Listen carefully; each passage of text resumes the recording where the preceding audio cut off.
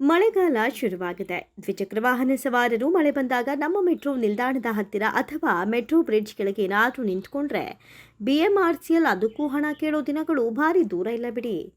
ಅಷ್ಟೇ ಅಲ್ಲ, ದೂರದಿಂದ ಪುಟ್ಟ ಮಕ್ಕಳಿಗೆ ಮೆಟ್ರೋ ಟ್ರೈನ್ ಹೋಗೋದನ್ನು ತೋರಿಸೋದಕ್ಕೂ ಹಣ ಪಾವತಿಸುವ ದಿನಗಳು ಬಂದರೂ ಬರಬಹುದು, ಅಚ್ಚರಿ ಇಲ್ಲ.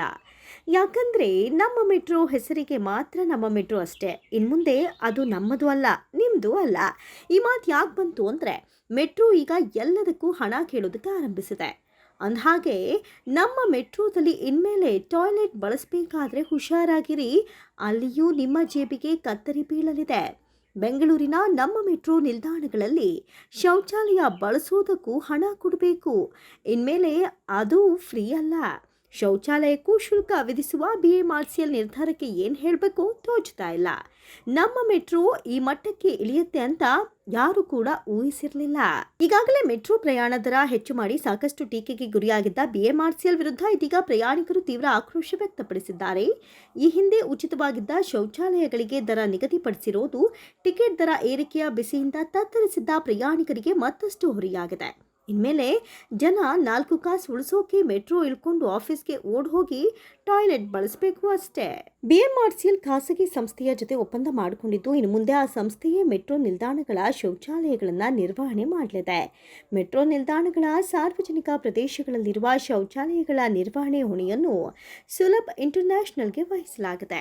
ಇದೇ ಕಾರಣಕ್ಕೆ ಟಾಯ್ಲೆಟ್ ಬಳಕೆದಾರರ ಶುಲ್ಕ ಸಂಗ್ರಹ ಆರಂಭವಾಗಿದ್ದು, ಮೂತ್ರ ವಿಸರ್ಜನೆಗೆ 2 ಮತ್ತು ಶೌಚಾಲಯ ಬಳಕೆಗೆ ₹5 ಶುಲ್ಕ ಸಂಗ್ರಹಿಸಲಾಗ್ತಾ ಇದೆ.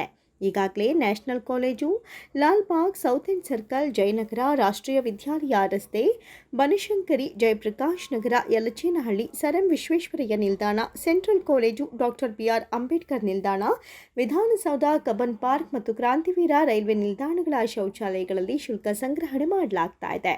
ಇದರಿಂದ ಪ್ರಯಾಣಿಕರು ಕೆರಳಿದ್ದು ಅಗತ್ಯ ಮೂಲಭೂತ ಸೌಲಭ್ಯ ನೀಡುವುದು BMRCL ಕರ್ತವ್ಯವಾಗಿದೆ. ಆದರೆ ಪ್ರಯಾಣಿಕರು ಬಳಸೋ ಶೌಚಾಲಯಕ್ಕೂ ದರ ನಿಗದಿ ಮಾಡಿದೆ. ಇದು ಪ್ರಯಾಣಿಕರ ಆಕ್ರೋಶಕ್ಕೆ ಕಾರಣವಾಗಿದ್ದು, BMRCL ನಡೆಯನ್ನ ಖಂಡಿಸಿದ್ದಾರೆ. ನಮ್ಮ ಮೆಟ್ರೋದ ಈ ನಿರ್ಧಾರವನ್ನ ಹಗಲು ದರೋಡೆ ಅಂತ ಬಣ್ಣಿಸಿರೋ ಪ್ರಯಾಣಿಕರು ಈಗಾಗಲೇ ದುಬಾರಿ ಟಿಕೆಟ್ ದರದಿಂದ ಕಂಗಾಲಾಗಿರುವಾಗ ಶೌಚಾಲಯಕ್ಕೂ ಹಣ ತೆರಬೇಕಾದ ಪರಿಸ್ಥಿತಿಯನ್ನ ಖಂಡಿಸಿದ್ದಾರೆ. ಸೋಷಿಯಲ್ ಮೀಡಿಯಾದಲ್ಲೂ ಈ ಬಗ್ಗೆ ಭಾರಿ ವಿರೋಧಗಳು ವ್ಯಕ್ತವಾಗ್ತಾ ಇವೆ.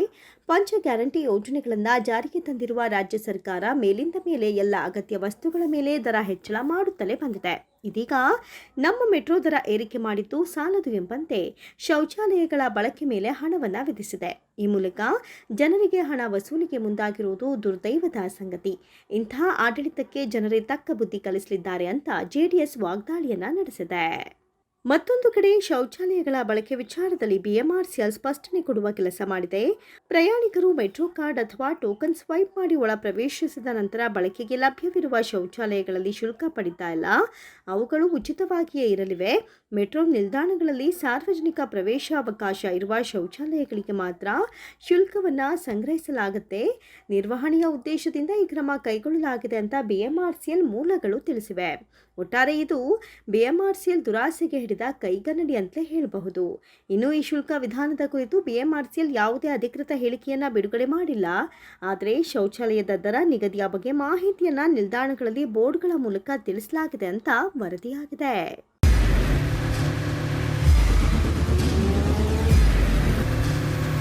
ಪ್ರಜಾಮಾರ್ಗ ನ್ಯೂಸ್, ಇದು ಜನಸಾಮಾನ್ಯರ ಧ್ವನಿ.